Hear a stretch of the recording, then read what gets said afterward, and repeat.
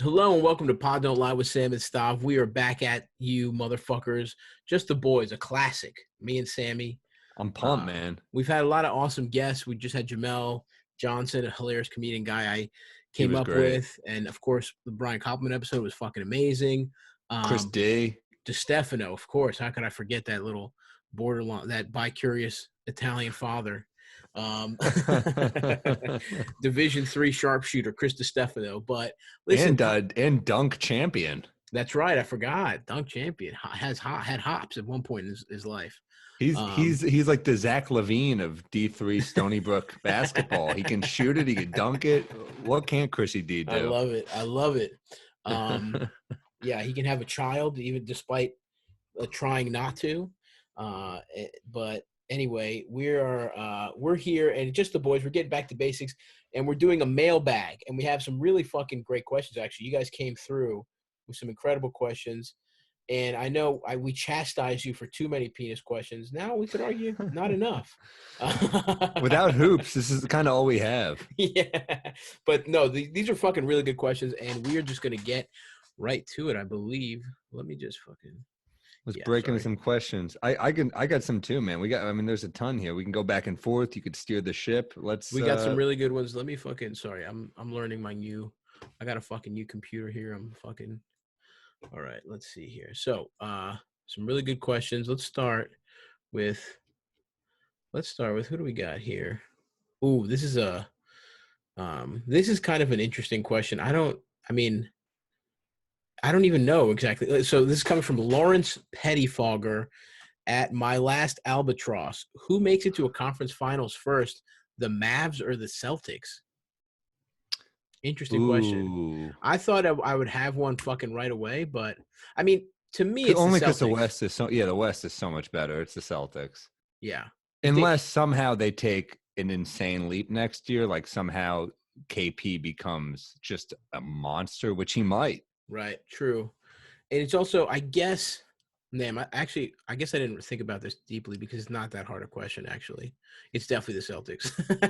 Yeah. What's the path? I mean, the only people, look, you got the Bucks, obviously, that are going to seem to be perennially set up there, unless Giannis leaves, obviously. And then you have the Sixers, who, if they don't, see, the thing with the Sixers, it's like the Sixers own the Celtics.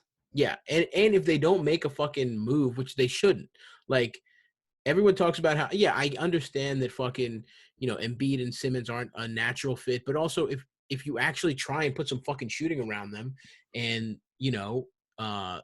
get them a better team that makes more sense, you just have two really great players there that I see them being kind of like a roadblock.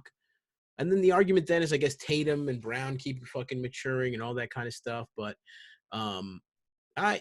Tatum has taken a leap forward. He had that sophomore slump, but after no one's gonna hurt, more from losing the season than him because he had come on. Yeah, this would have been a big season game for him, and to see what he could have done because he had, an incredible season. It pains me to admit that the fucking Celtics have like a real star with Tatum. And Kemba Walker is a selfless leader. Like he's who you want as a point guard because he can take over, but he's also down to just let you go off.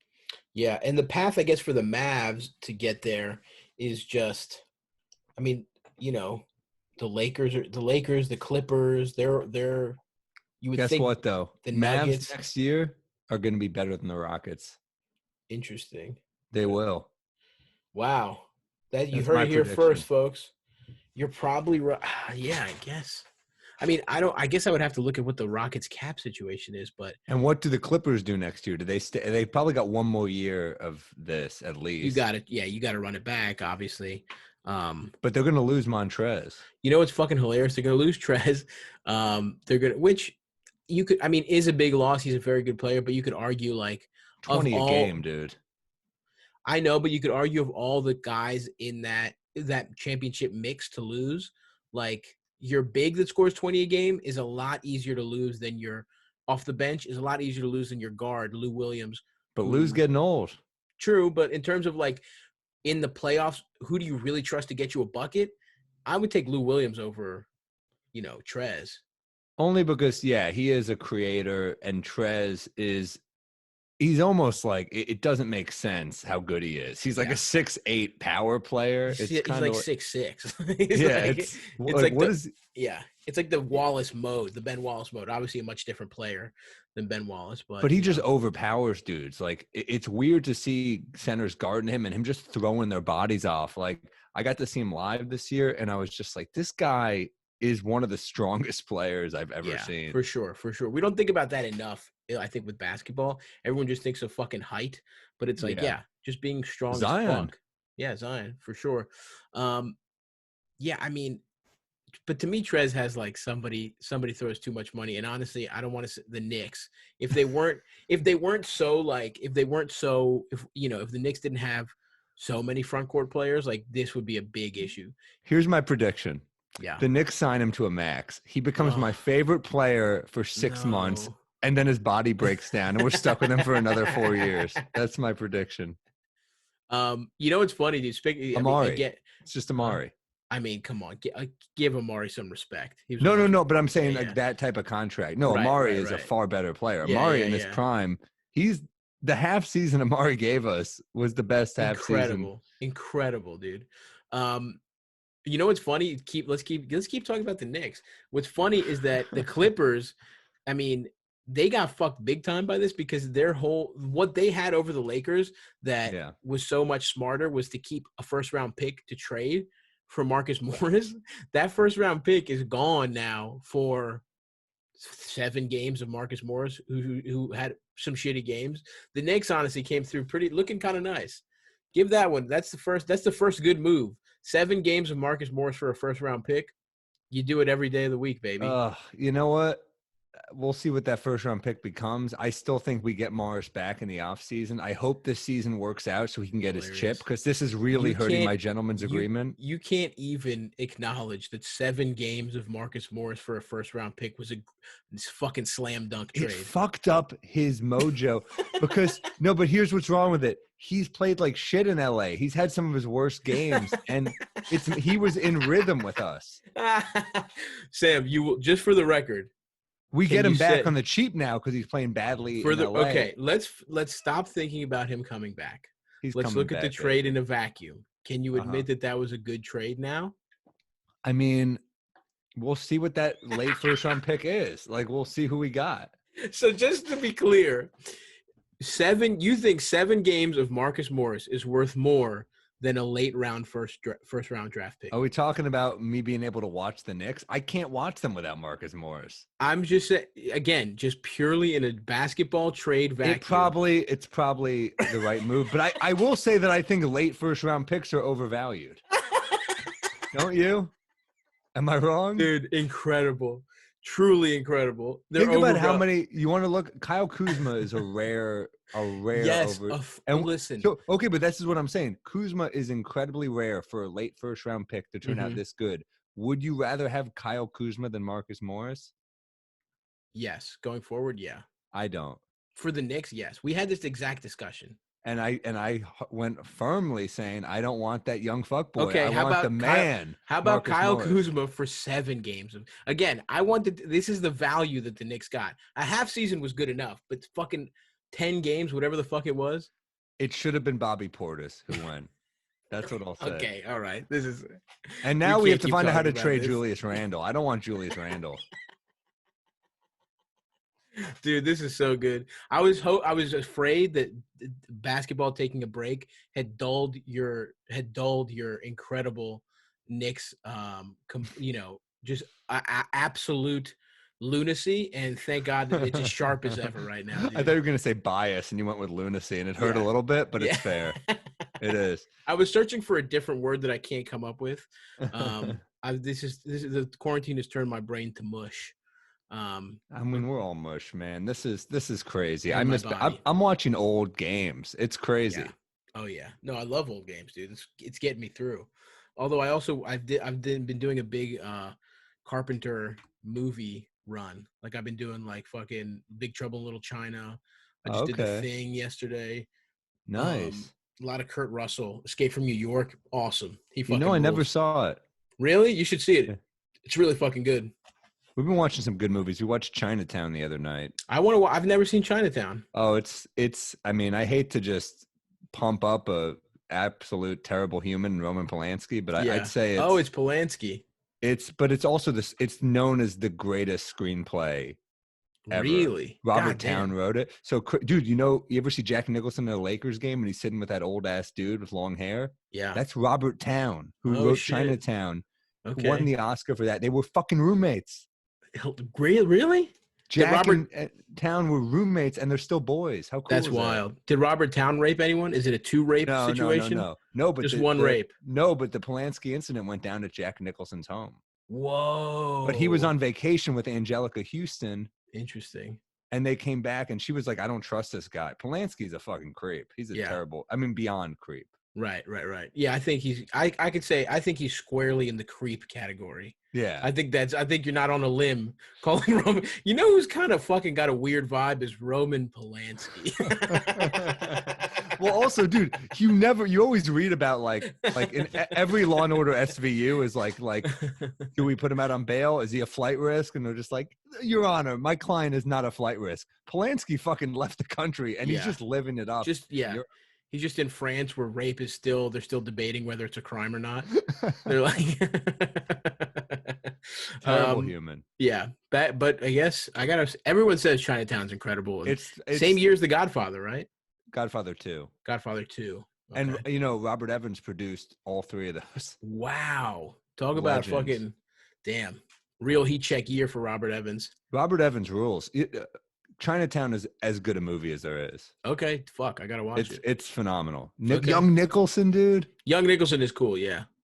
I'm gonna check it out. All right, let's see. Let's keep the horrible human thread going here. Here's a question from Chip Douglas 666 on Twitter. Who should people hate more, Karl Malone or Bill Laimbeer? This is a tough one. It's not though, bro. Oh, you're gonna say Malone? Yeah.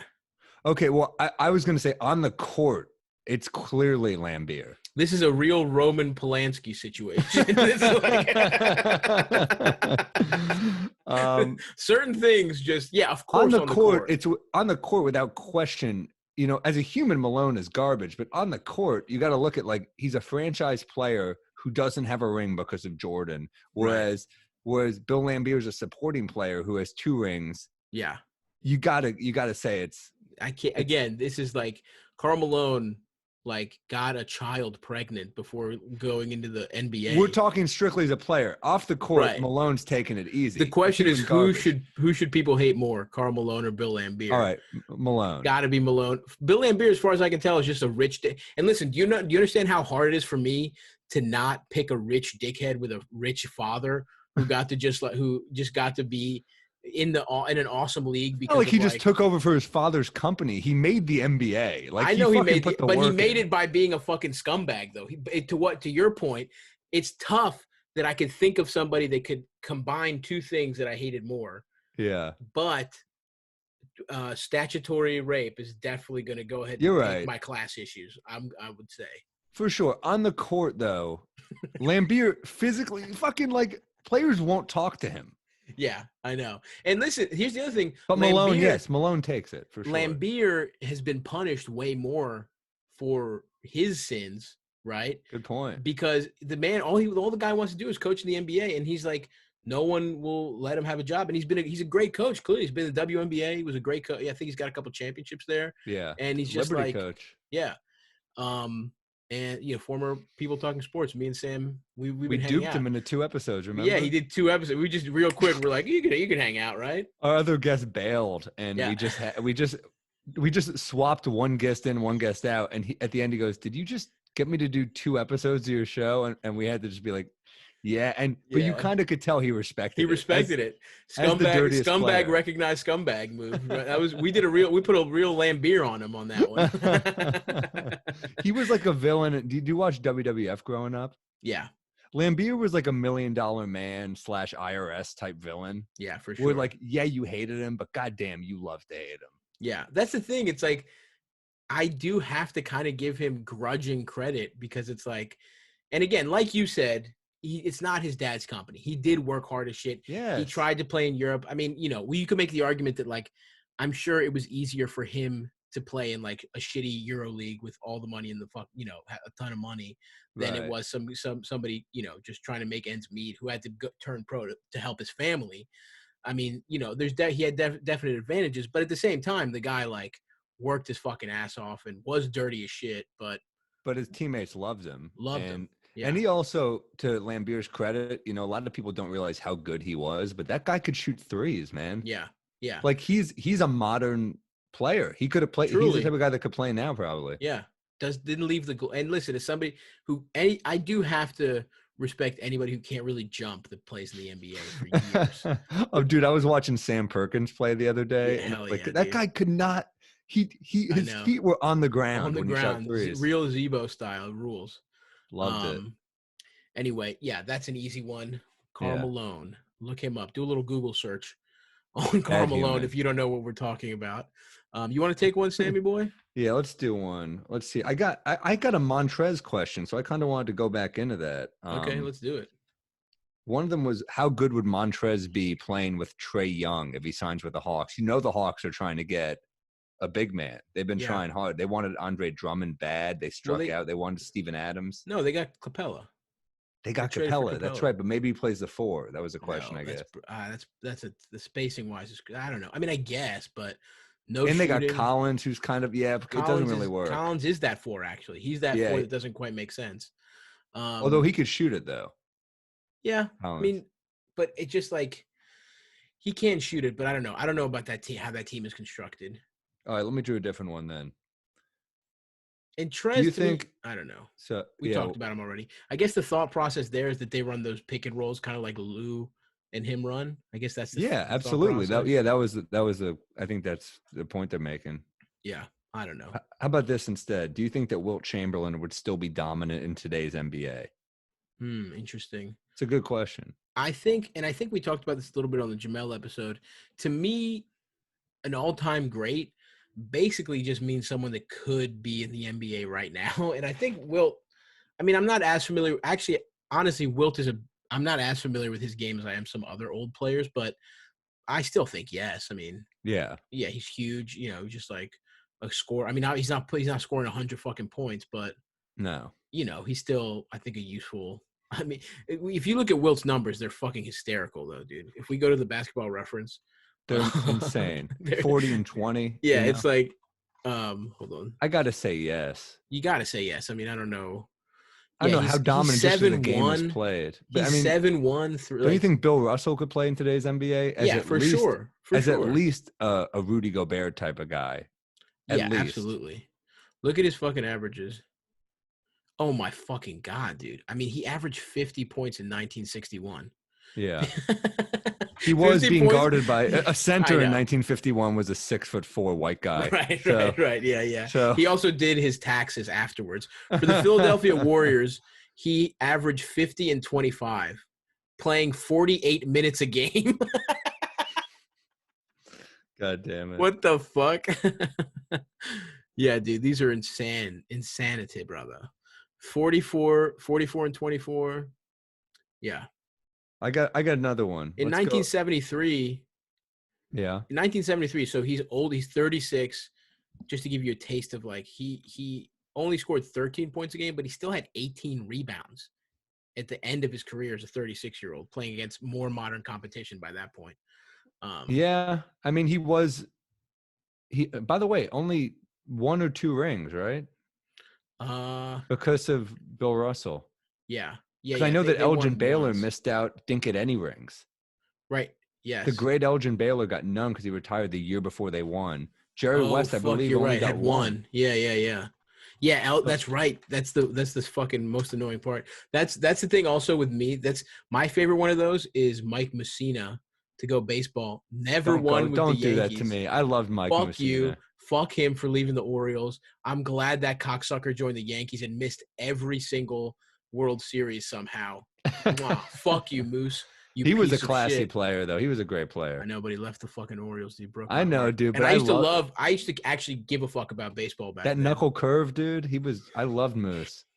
Piece of shit. He's Anyway, maybe my favorite player who never won it for the Yankees after Don Mattingly, of course. yeah, of course. Donnie Baseball for Donnie life. Baseball. But Yeah, fuck Mike Messina. Just a rare. That's just us dipping our toes in. But it is funny, dude, because we align on basketball so much. But if this was a baseball podcast, we would be enemies. I can't. well, you have to understand, I was kind of born into the Yankees before I they get were it. good. I Like, get it. I could have been a Mets fan. Okay, Interesting. my grandfather got me into it, so he probably got me into it as like I got into the Knicks and the Yankees around the same time. It's probably like '93. Okay. You know? Oh, how long do you have to wait for a fucking championship? But I didn't know that. I watched all the games with my grandfather. Yeah. Fuck off. Okay. When did they win a World Series? What was 96? But yeah? dude, Okay. they were not years. But the Yankees were not as cool a team. The Mets had won more recently. The Mets won in '86. The Yankees hadn't won since the late '70s. Yeah, but you waited 3 years for a championship and then had nothing but. You're talking to a Knicks fan. I know what it's like. I get it, but I'm just saying, like, it hurt to not see Mattingly win. I get that. I just remember I'll always hate the Yankees because of how we got robbed. Actually not our last great team, the fucking Orioles. We should have. If fucking talk about bad people. If Brady Anderson wasn't knee deep in Ashley Judd and he was working on his swing, he would have had more than one good season. You know? No, that motherfucker was the most roided. That is the most roided up season of all time. Brady Anderson out of nowhere hits the worst 50 coaching. home runs. Why is he hitting? Why is he hit?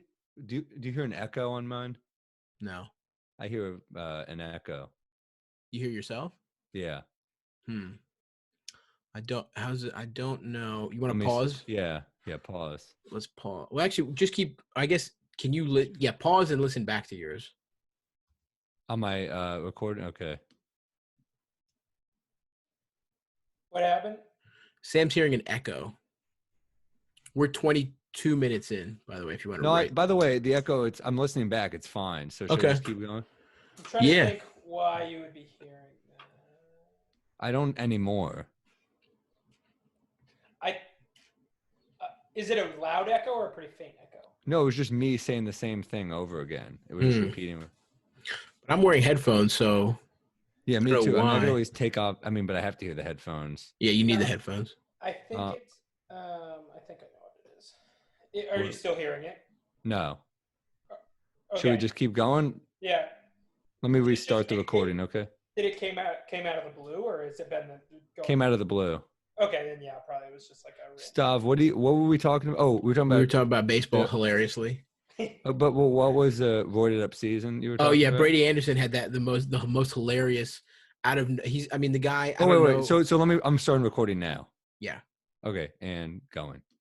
Sorry guys, we had a little technical difficulty. God got mad at us for talking about boring ass baseball. So he stopped Sam's recorder. So anyway, we'll just finish it up by saying fuck the Yankees, Orioles #1.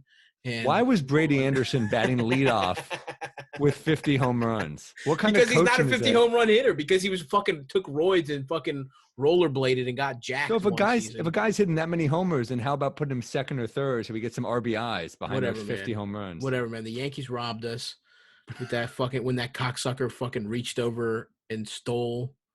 Who was that guy's name? Jeffrey Mayer, baby. Yeah, fuck Jeffrey Mayer. Hey, dude. All I saw was Derek Jeter pull it the other way. If I see you in the streets, Jeffrey Mayer, it's on site. All right? I remember just like being like, yes. Dude, we were that's so funny. That's a moment we shared in the exact opposite direction. I'm a little ass kid. I remember exactly where I was. I think it was like we were at like our rich Greek friend's house and he had the big ass TV. It might have been like, yeah, I don't know. I don't know why we were over there, but I just remember. All I know is that, so if you guys don't know what we're talking about, in the playoffs, Derek Jeter goes the other way. And who was playing in right field for you? Fuck. I don't even remember. Anyway, he goes up and he has a play on the ball. It's not going to leave the park. And it's not going to leave the park. And there's no fucking way it's going to leave the park. A little kid reaches fucking over cocksucker. and grabs it and they rule it a home run. And fucking I was like, piece of shit, Jeffrey Mayer, dude. Fuck him. I was 12 years old. He was 12 years old when it happened. Amazing. It was the 96 ALCS. New York legend. Why can't we get a kid in the Knicks like that? Why can't we get a kid twisting some ankles? Yeah, dude. We need a kid fucking just slicing everyone's hamstrings with a fucking machete. It would take 5 children to do different, like 3 assaults It You was know what's Tony so sad? Tarasco. You know what's so Tarasco? He was a good player. He You know was. what's so fucking funny and sad? I got an email for us for the pod that said, take the last decade of the Knicks, taking the best players from all those teams. Could you get a finals team out of that? That's a really fun one. Because we don't have a good point guard in the last 10 years. I guess the fucking when was the last season of Jason Felton would be Kidd? the choice. He would be the point guard. What about Jason Kidd when he was like 36 or whatever? He was great off the bench. We'd use him Yeah. off the bench. Maybe we could take a ring and just Felton at point that year was great. Yeah. So what do we He have? was borderline all-star. He was like 18-7. He was, and listen, Ray, you don't have to tell me about Raymond Felton, the fat boy all-stars, dude.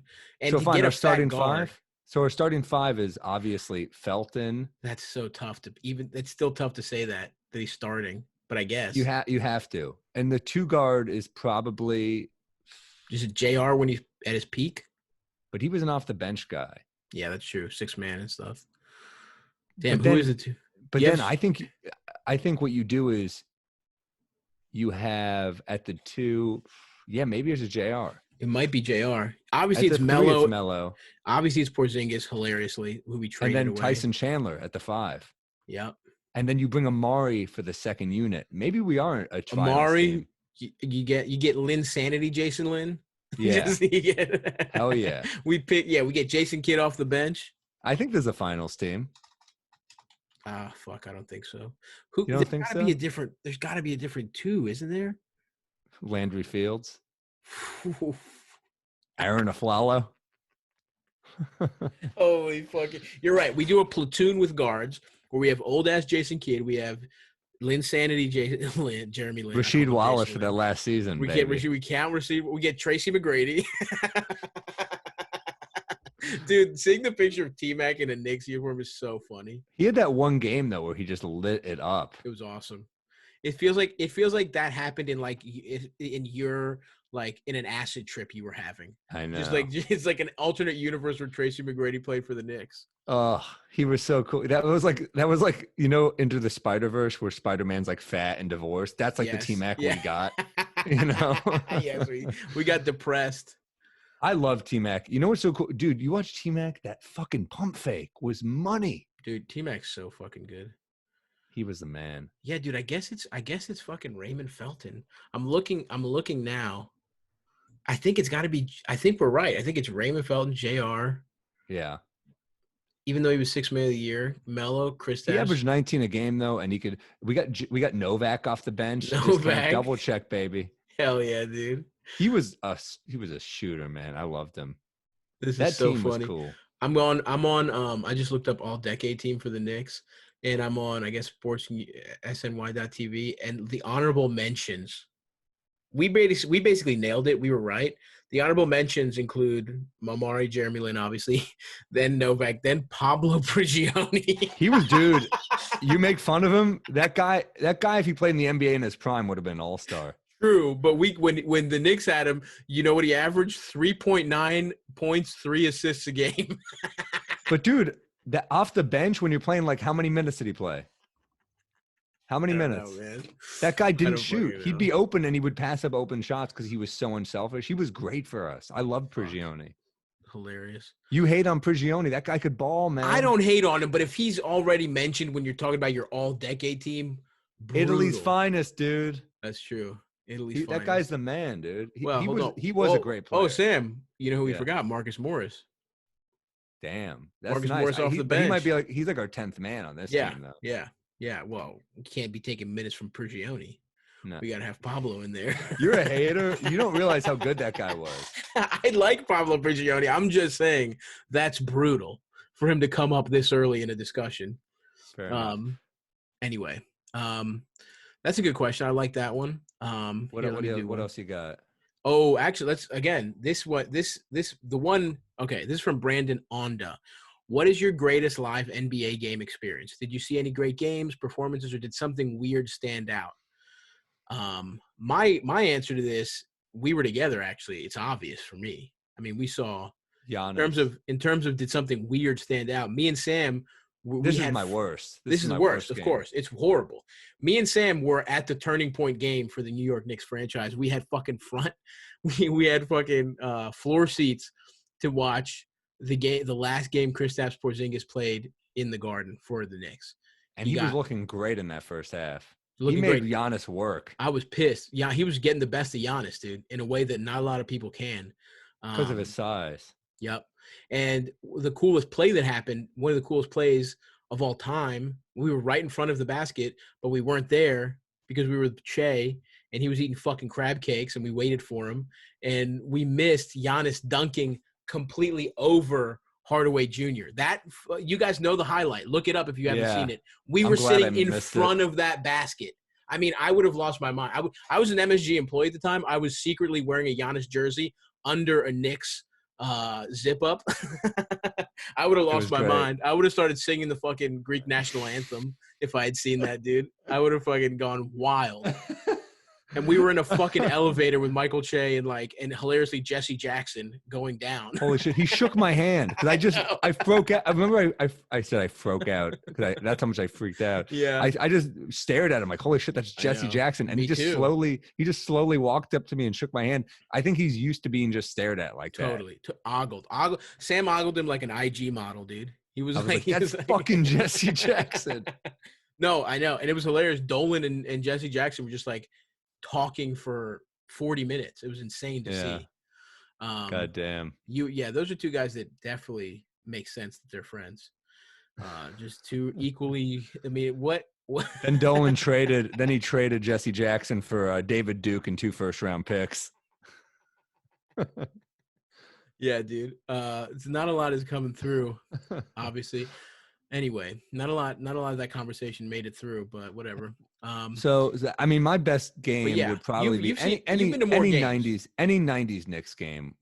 I remember I went to a game when Knicks are down 94-92, and I'm in nosebleeds. They're down 94-92 to the Suns, and it was like a fucking nothing Suns team. All I remember is Houston shoots a 3 at the buzzer, it misses. Starks runs the ball down, shoots a 3 at the buzzer as time expires. Knicks win 95-94. I still remember Cedric Ceballos like doing like no, and it went in. I was like, yes. Yeah. So that was one. That's that awesome. was one. I can tell you that I've been at the worst games. I've been to the 3 worst games of the last 30 years, possibly. Really? You've done more than the one we were at? Jesus Christ. That one, I was at the Oakley game when he got thrown out. Oh my God, I forgot about that. And I was at the game when Ewing missed the finger roll. My dad scored tickets through his company. Oh my God. No one wanted these Knicks tickets, so we just would get free Knicks tickets. You were at the finger roll? You missed it was brutal, dude. I'm not exaggerating. I fucking started crying. Yeah, I would too. How old were you? Probably 11. 17? No. I was probably 11, and I just started. My dad had to like fucking carry me out. Yeah. I was screaming. Yeah, like he's special needs. Don't worry. No, dude. Oh, you think I was the only kid crying at that game? Yeah, you're right, dude. No. It was brutal. I knew it was the end. Oh my God! I knew it was Ewing's last shot. Oh, to be in the arena when that happens is unfucking believable. I hated Reggie Miller on another level. Of course. And of course, I have so much respect for him. He's an all-time great. But like, and then watch he went him on now, to become the corniest, worst announcer of all time to just continue to annoy you for the rest of your life. It's brutal. Oh my God, dude! I forgot you were at that game. Holy shit! The only game that would have been worse to be at, Knicks Pacers, is when Reggie pushed Greg Anthony and hit the back-to-back threes. Yeah, of course. That's the only way it could be worse. I mean, and still you could argue that this one's worse because it's like, you're right. It's the end. Ewing missing the finger roll, and it's like and even in the documentary, they're like, "Why didn't you dunk it?" And he goes, "My legs gave out. I couldn't dunk." And Ewing was like, "Dude, show Ewing some respect to these fucking haters out there. Like, watch Ewing clips. That guy was unreal." Yeah, he averaged 28.5 a game one year. Name me other 7-footers who are averaging 28 a game. Shaq, but who else, man? Yeah, Elijah right. Shaq, and David Robinson. There aren't a lot of guys. Yeah, Tim Duncan. No, Duncan never did 20. No, you're right. He never did. But okay, so actually maybe. But yeah, no, I know what you're saying though. Listen, of course, Ewing's up there for sure. That's one of he's in the discussion of like, when you talk about legendary centers. I know Kareem too, obviously, but they're big men who've done it. But I'm saying in the you mean modern, 90s and on. Yeah. I was at a pretty funny game. I was at the game that Jen Instagram ass cheek model Jen Selter, when she was rumored to be dating Kristaps Porzingis. I was at the Hell game yeah. that she attended. So did they put it on the screen or They something? put her on the screen. Yeah. Were most people like, who? It's a family event. No, people. I think this was her absolute apex in terms of like, because she had been in the rumor. It was like rumored. It's a Knicks game, so people know. You know what I mean? It's like, and everyone was rooting for Porzingis, and it was cool that he was fucking an Instagram model. So I think a lot of people knew who she was. But yeah, it was against the Lakers before the slave accusations. Yeah. This is pre Porzingis. Be like, he called me a slave during sex. Like, this is the worst scandal ever. God damn it. God damn, those fucking Latvians, dude. Every Eastern European, man. He was such a great player for the Knicks. He should still be a Knick. Yeah, you're right, man. Duncan, the highest he ever did was 25. Ewing is so, and dude, 28.5 in the 90s. That's crazy. The 90s is a tough era. Look at Reggie Miller. Yeah, Games are like never averaged that many. Games were like 84 to 79 back then.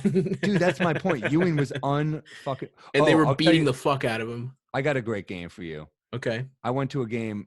My dad's family is in Boston. So Thanksgiving one year, it just so happened that the Knicks were playing the Celtics. Oh, that's awesome. In Boston. And my dad got tickets. And it's me, my brother, my dad. And dude, I got up close. I ran down. I got up close. I got pictures like Starks and Oak and the old white warm-ups. And Ewing, you're probably a kid in Boston in Knicks gear, decked out. So dude. See you. Yeah, hell yeah. I was getting fucking hate because the Celtics sucked at that point, and the Knicks were. This is the '90s, so the Knicks were good. And I remember Ewing dropped like 39. Oh, so hell yeah! To see Ewing drop that many. What era? What do you know exactly the Celtics? Because the Celtics had some horrific teams. I think they had like Dino Raja and shit. Yeah. It was a weak Celtics team. I think they had Dana Barris at the time, who we talked about last time. They had like fuck. Is this like Patino? No, this is before Patino. Right? I don't remember. I was so young again. Yeah. So, if you were, anytime I went to a Knicks game, like back in the 90s, it was like the coolest thing. There was nothing cooler. Like of course. Like Mason, I was a kid screaming, man. Like Mason checks in. I'm like, fucking Mace. Like, so I rocked Starks. My brother rocked Ewing. And then my brother and I like shared a Mason jersey. That was our thing. Yeah.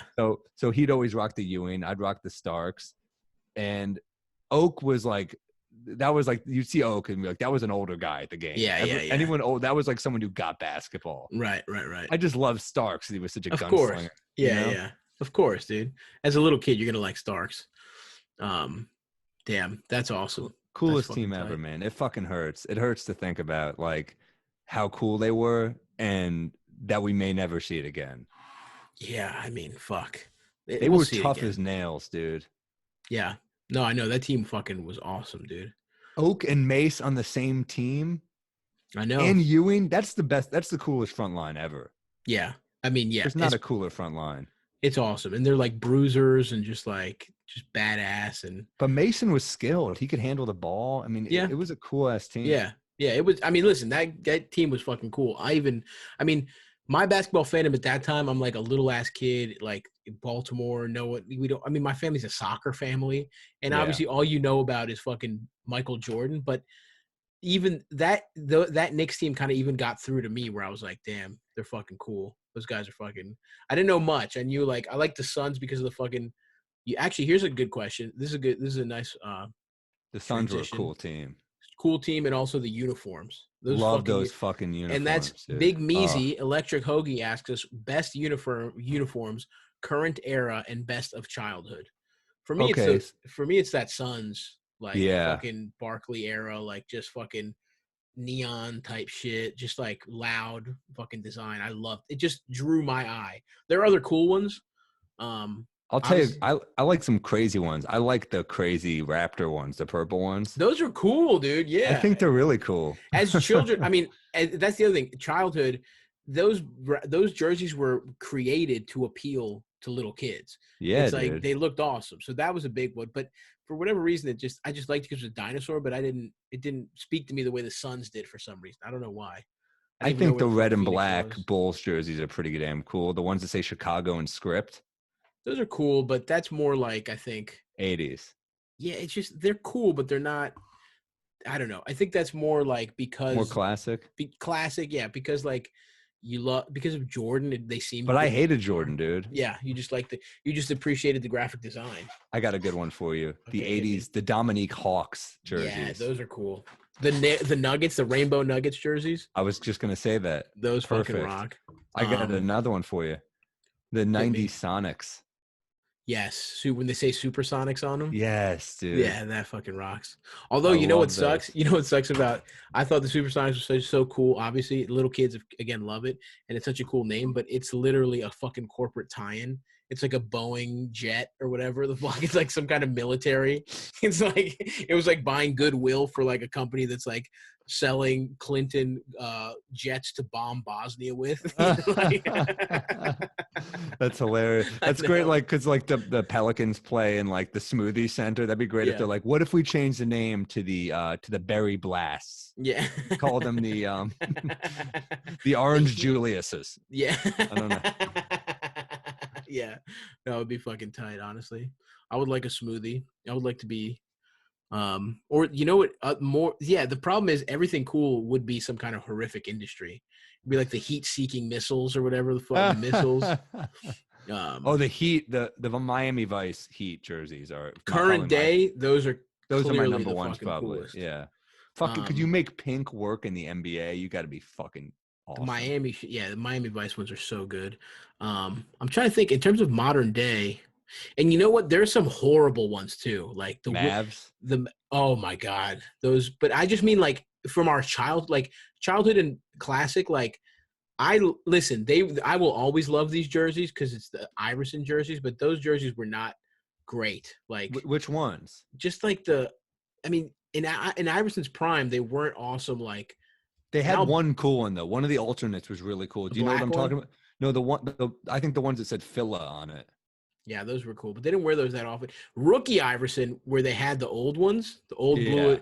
But when they went into that '90s like weird metallic shit, that it was in his prime. And listen, I'll still wear that jersey because I love Iverson, but those didn't look that cool. And the Wizards had the Gilbert Arenas Wizard jerseys, just like I got a good one for. Oh, I hate the gold ones. Those are fucking awful. Horrible. I got a good one. Yeah. The Los Angeles Lakers ones that are in blue. Yes, the MLPS ones. Blue. Those are cool, but also the ones that just say Los Angeles in script. I kind of like the script. I think it looks badass. Oh, just the blue one. Yeah, those are weird. I never understood what that was. I kind of liked it. Anyway, what? You never understood the what? The why they just went blue. Me neither. Maybe it was. Oh, dude, I got one for you. Nice. Blazers. Yeah, those are cool for sure. Rip City. The Rip City ones are fucking tight for sure. All right, that's enough of naming things that no one can see. Well, they know what we're talking about. Yeah. The real fans know what we're talking about. That's right. If you were bored because me and Sam just reminisced on visual things we liked for 5 minutes, that's on you, you fucking assholes. Dude, stop. Hold on. One time I had a sandwich and it looked awesome. Let me describe what the sandwich looked like. It was dressed in mayonnaise. I love that, dude. Also, oil and vinegar on that. Yeah, bitch? dude. Yes. They just check in 10 minutes later. Stops like, so I'm eating this steak, right? And it's got this juice. It's fucking. The au jus, dude. We could definitely do this. Believe me, brother. We could choose some time talking about meals. Oh, dude. What else you got? Well, give me some other questions. This is here's one from Ramadov 614. Why does Sam look like Rony Seikaly? I take that as a compliment because Rony Seikaly was banging so many models. Seikaly's a good-looking guy. Yeah, dude. Being on that Heat team, just some fucking. Was he Lebanese? Some Lebanese dirtbag getting to go to Miami in like the fucking late '80s. Oh my! Catching the tail end of cocaine, Crazy. That's Seikaly was I'm gonna guess the Lebanese genes and the Jewish genes passed down from Didn't generations. he hurt Shaq one year? I'm pretty sure Rony Seikaly threw a fucked up hit on Shaq and it injured him for a while. Really? We should fact check that. I know what I did a little bit of research on him. I don't know. I don't see it on his Wikipedia. I don't see it. I think he replaced Shaq for the Magic at the end. Yeah. Yeah, he was on that Horace Grant. Like the only guy to ever really stick it to Jordan was Horace Grant because he leaves, gets a ton of money, and then they beat him. Yeah, in Orlando. Yeah, which is Horace Grant, I mean, we've talked about it a little, but like Jordan had a fucking insane supporting cast. insane, and it's like To pull in Kukoc at the last minute and Rodman on that even though they hated Kukoc, but why though? he Why'd was they good. hate him? They hated him because their fucking GM loved him. Like their GM, dude, you should read I keep talking about this book. Where is it? I have it literally on my fucking you should read the Halberstam book about the Bulls. Yeah. It's not the Jordan rules, it's something else. Playing for keeps, maybe? No, that's the old one. Anyway, they hated him because their GM just fucking he wanted to get the next team going. He hated being known as he hated that Jordan got all the credit, which he should have. And he found being that much of an ego dude maniac. He was a total egomaniac. And he was like really proud of finding Kukoc. Like that was like his diamond in the rough, and he was right about it. Kukoc was great. But and so he just and they treated him like fucking dog shit. Like they hated him. Why'd they hate him though? Because at the end of that Bulls run, Phil used he used their GM. I think it was Jerry Krause at the time. Yeah. He used him like Krause weirdly, for that reason, didn't wanted Jordan to like. He wanted to prove himself in a fucked up weird way. Instead of being happy at Michael Jordan, he wanted to almost get him out the door to like. And he was like, "Oh, you guys are gonna love Tony Kukoc," and Jordan resented that so much that they just fucking treated him like shit, dude. Like That's there's a story. There's a because story. He was great. He was very good. There's a story. I think he earned. He was. He kind of earned his. I mean, they worked together, obviously, but I think there's a story where when they played them with the Dream Team, that they just like keyed in on his ass. Like they just like he hadn't even joined the team yet, and they just fucking didn't let him touch the ball. Yeah, like that Jordan Yugoslavia team was stupid good though. They were good, but they got their ass cheeks blown out by the Dream Team. Yeah, but they got a silver medal one year. Yeah, no, Yugoslavia was good, and if that team. Petrovic, Vlade, and Dino Raja, my fucking Dino Raja, yeah, Kukoc, that's insane. Great team. Petrovic alone is like enough to just make you relevant. But dude, yeah, if they hadn't had that civil war, what a problem that is for basketball. But if they hadn't had that civil war, Yugoslavia would have been like, they would have been a real power, obviously. Yeah. Anyway, yeah, and even now, if you look at the teams that have separated, that's something we should do a little research on. I don't remember. But if you put all those teams together, I think it would be an insane squad. You'd have like Luka, just all the Eastern European guys. You had the former Yugoslavia, I don't know who it would be, but I think it would be like a really fucking formidable team. I mean, this year Serbia and Croatia, Serbia and Croatia, they would fucking. Oh my god, that's a fucking good ass team. Yeah. We'll do. And then you look at who's coming out of like Slovenia too. A lot of these countries, like because you got fucking, who's the point guard? Goran Dragic. You got Luka Doncic. Yeah, Then out of Latvia, you got Porzingis, and you got the Latvian Laser. The Latvian Laser, dude, pumping threes, Bertans. Yeah. Yeah. I mean, international basketball is fucking crazy. The level. It's crazy. I mean, I think I read something that like if you look at who won the award, like all the big awards last year, it's international. MVP was Giannis. Most improved was Pascal Siakam. Wow. Yeah. I think he's from Cameroon. I think so. Who was sixth man last Gobert year? was defensive player of the year. Gobert was defensive player of the year. Lou Will wasn't sixth man last year, was he? Who was sixth man? He might have been. Anyway, I mean, I think most of them were. They were not. I think it was Lou, but anyway, I mean, it's crazy the amount of fucking guys that are all.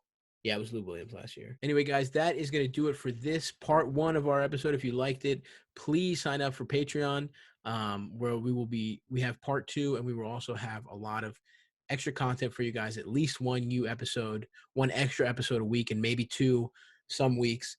We'll do part 2s with guests. We'll do just big extra content on Patreon. We're going to do maybe some commentary on basketball movies, just a lot of fun stuff. So we will be here we hope you enjoyed this one. Please rate us, please review us, tell your friends, and then if you But where do can, they sign up for Patreon stuff? go to patreon.com/poddon'tlie to sign up, and we'll have that up and running for you. And please sign up. Be a champion. That's the $5 tier. $5 a month gets you at least one extra episode a week, and sometimes two. And you can there's also the $20 dumb rich guy level, which is the same exact thing. But if you want to give us $15 more a month, we'll take it. Oh yeah. Anyway, folks, We should make some Pod Don't Lie T-shirts, man. Yeah, we got to get on merch. We're gonna get on a lot of bunch of shit. Anyone know how to do that? I do. We can figure it out. Let's figure it out. I love our logo, man. Maybe we do something else. Yeah, let's figure it out. Let's think of some shirt ideas. We'll do some cute shirt ideas. But anyway, that's gonna do it for the mailbag. We're gonna do these a lot, you guys. These were really fucking great questions. If we didn't get to your question, it might be in the Patreon, and if we didn't get to that one, it'll might come in a future episode. But we're gonna do these probably every other week, so keep them coming. And keep tweeting us questions, emailing poddon'tlie@gmail.com, DMing us on Instagram, Twitter, whatever. And we'll keep doing this, man. This is fun. Thanks, guys. We'll talk to you soon. Bye-bye. Bye.